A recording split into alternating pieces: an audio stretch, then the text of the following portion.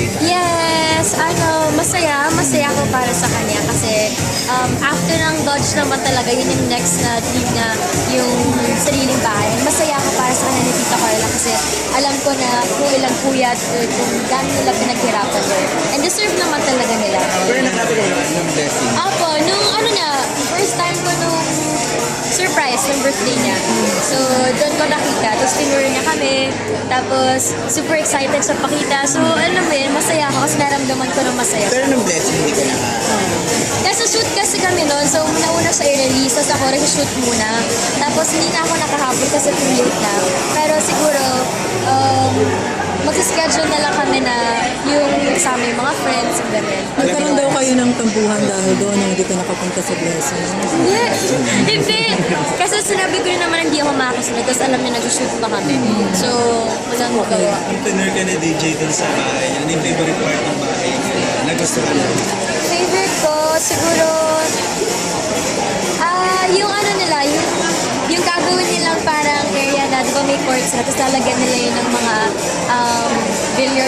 pang billiards daw. As in yung mga puro pang laruan. So, dun ako na-excite sa gagawin nila na yun. Para magkakaroon din ng mga, dun kami pwedeng mag-relax, yung mag-bond talaga. And, ano yung favorite ko? Siguro nagagandahan ko yung door niya sa kwarto. Nakita niyo ba yung door?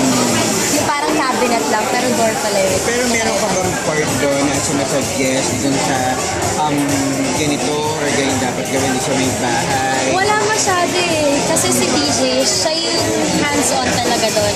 As in, dun sa mga design, sa mga kwarto niya, siya yung nag-decide doon. So, syempre, kwarto na yun. So, naman talaga yung mag-design na. How do you describe yung part ni DJ?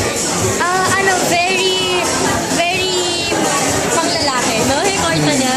Yung alam mo yung trip ng mga lalaki na relax lang, tapos may theater sila doon, andun na lahat. So, masaya ako para sa kanya.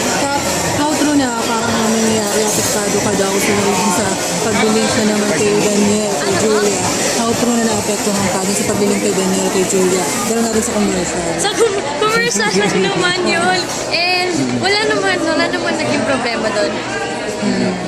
Pero buti no, kumbaga parang yung secret nyo at kung paano nyo na may maintain yung chemistry nyo, yung love team nyo ni may secret ka.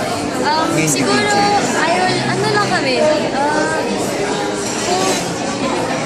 Very natural siguro or siguro kasi maganda rin kasi yung relationship namin dalawa. Alam mo yun, yung friendship namin sobrang tibay na. Kaya, alam mo yun, yung comfortable na kami sa isa't isa. Kaya yung trabaho mas madali kasi mas kilala ko siya. Alam ko yung gusto na yung ayaw niya.